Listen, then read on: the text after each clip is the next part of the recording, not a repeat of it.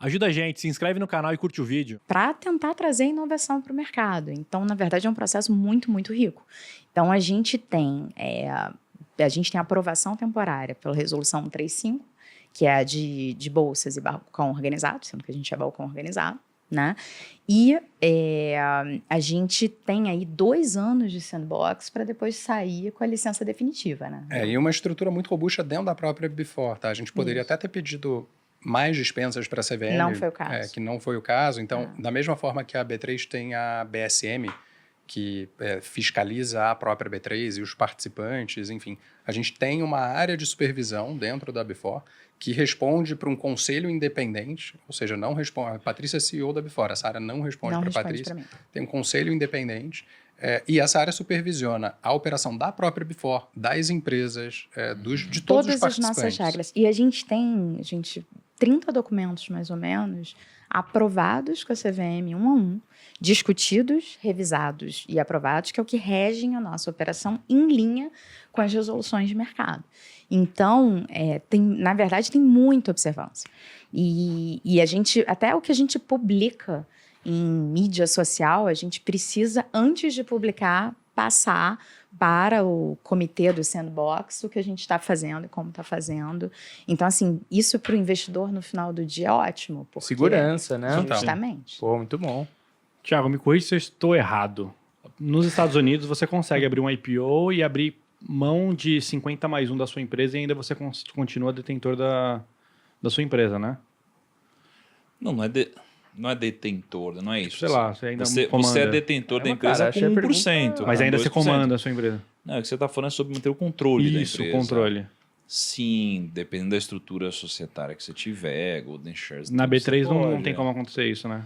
Cara, na B3, se não me engano tem, mas aqui lá fora você tem o Super Voting Shares, alguma coisa assim.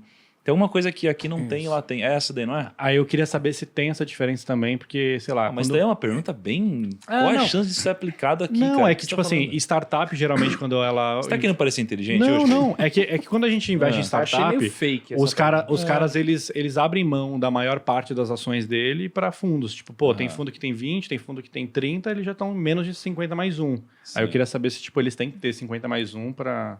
Depende... No caso de startups, também vai depender muito do momento, né? Da maturidade da companhia. Aqui, acho que um ponto importante em cima de tudo está legislação brasileira. Aí você tem lá a lei das SAs, que vai ser igual para a gente, vai ser igual para B3, enfim. E então aí, distribui-se dividendos, então. Distribui-se dividendos. Mas é claro que vai ficar sempre mais perto daquele piso do limite mínimo por causa do estágio das companhias de fato. Mas quando a empresa, imagino que alguma empresa cresceu muito, ela chegou no nível de tamanho da B3. Essa empresa, a ideia é que ela continue na Before ou vocês têm algum corte, alguma coisa então, sobre o futuro, eu acho que a gente tem diferentes possibilidades, né? Ou a gente vai continuar assim como celeiro e firmar convênios, né? A gente já se aproximou, por exemplo, da Nasdaq, da TSX, para a gente estimular os participantes no próximo passo, digamos assim, né? Isso com a própria B3 no futuro. Ou, quem sabe, a gente vai ter uma história semelhante com a Nasdaq, né, Rodrigo? Evolui junto com as empresas e continua lá. Ela começou para atender um determinado nicho. Será que vamos ter 2 bolsas dentro do Brasil? Pode isso daí? Ou mais. Não é uma bolsa, né? É tipo.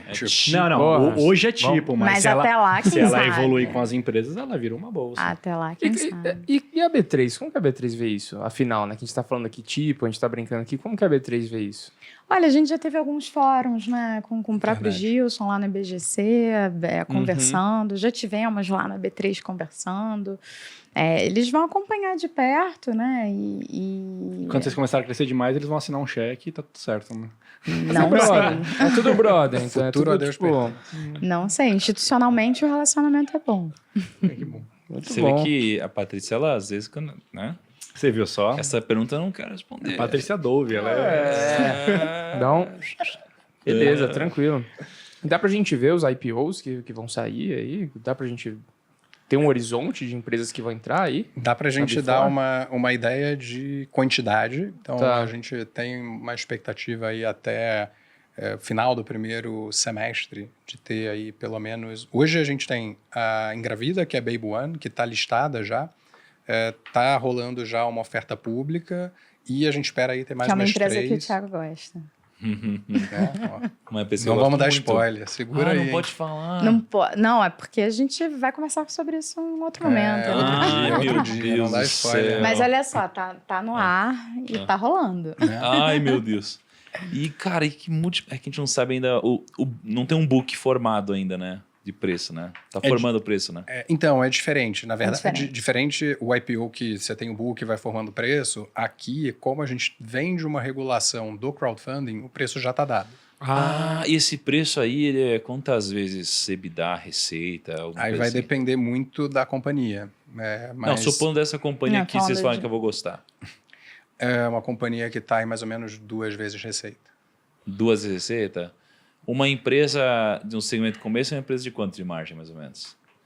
Bate aí uns 20%. 15 EBITDA a ou 20, líquido? 15 a 20 EBITDA. EBITDA? Interessante. Fica de olho no crescimento. Vai ter que ficar... Essa A gente empresa- tá falando de umas 10 vezes EBITDA, então. Não é mais ou menos isso? 2 vezes receita, 20% de margem, 10 vezes EBITDA. Não é exatamente o equivalente, mas uma referência para se olhar em mercado, se eu não me engano, em momento atual, que mercado, né, vocês mesmos falaram não está tão bom assim, acho que está 14 vezes EBITDA. Uma possível referência.